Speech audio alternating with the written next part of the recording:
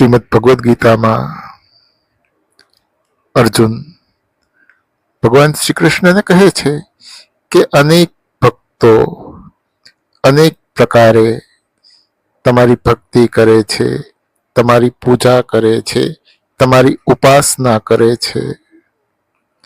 તો આ બધા ભક્તોમાંથી તમને કેવો ભક્ત પ્રિય છે? તમને પ્રિય હોય એવા ભક્તના લક્ષણ શું છે? ભગવાન શ્રી કૃષ્ણ કહે છે કે જે મનુષ્ય બધા પ્રાણીઓને એક સરખા માને છે, જે દરેક પ્રાણી પ્રત્યે સમભાવ રાખે છે, હાથી હોય, ગાય હોય, કૂતરો હોય, સ્ત્રી હોય, પુરુષ હોય, જે બધા પ્રાણીઓને એક સરખા માને છે, એવો ભક્ત મને પ્રિય છે.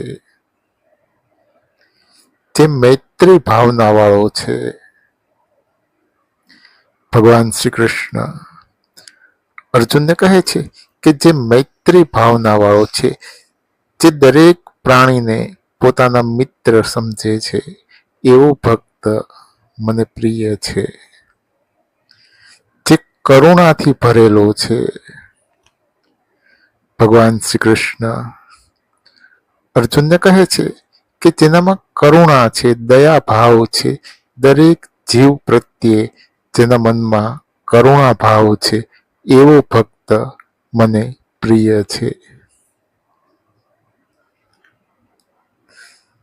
જે મમતા રહિત છે, જેના મનમાં કોઈ પણ વસ્તુ પ્રત્યે મમત્વ નથી, જે મમત્વ રહિત છે, એવો ભક્ત મને પ્રિય છે. જે નિરહંકારી છે. ભગવાન શ્રી કૃષ્ણ અર્જુનને કહે છે કે જે નિરહંકારી છે, જેને કોઈ પણ વાતનું, કોઈ પણ વસ્તુનું અભિમાન નથી, જે અહંકારથી મુક્ત છે, એવો ભક્ત મને પ્રિય છે. જે સંગ રહિત છે. ભગવાન શ્રી કૃષ્ણ અર્જુનને કહે છે કે જે સંગ રહિત છે, જે કોઈના પણ સંગમાં નથી રહેતો, જેને એકાંત પ્રિય છે અને એકાંતમાં રહીને પરમ તત્વનું, પરમાત્મા તત્વનું સ્મરણ કરે છે, એવો ભક્ત મને પ્રિય છે. જે બોલવામાં સંયમી છે. ભગવાન શ્રી કૃષ્ણ અર્જુનને કહે છે કે જે બોલવામાં સંયમ રાખે છે, જે ખૂબ ઓછું બોલે છે, જરૂર પૂરતું બોલે છે, સત્ય બોલે છે, પ્રિય બોલે છે, મધુર બોલે છે, હિતકારી બોલે છે, બીજાનું હિત થાય એવું બોલે છે. આવો બોલવામાં સંયમ રાખનારો ભક્ત મને પ્રિય છે.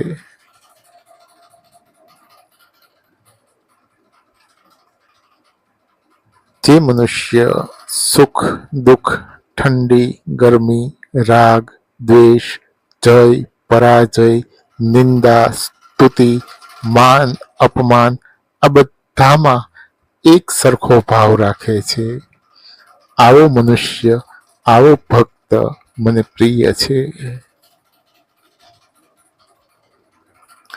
હવે સાંભળ. ભગવાન શ્રી કૃષ્ણ અર્જુનને કહે છે કે હવે સાંભળ. જે મનુષ્ય નિત્ય આ ભગવદ્ ગીતાનું શ્રવણ કરે છે, પૂરી શ્રદ્ધાથી, ભાવથી ભગવદ્ ગીતાનું શ્રવણ કરે છે, ભગવદ્ ગીતાનો પાઠ કરે છે, ભગવદ્ ગીતાનો અભ્યાસ કરે છે, ભગવદ્ ગીતાનું ચિંતન કરે છે, ભગવદ્ ગીતાનું મનન કરે છે, એવો ભક્ત મને બધા જ ભક્તોમાં સૌથી વધારે પ્રિય છે.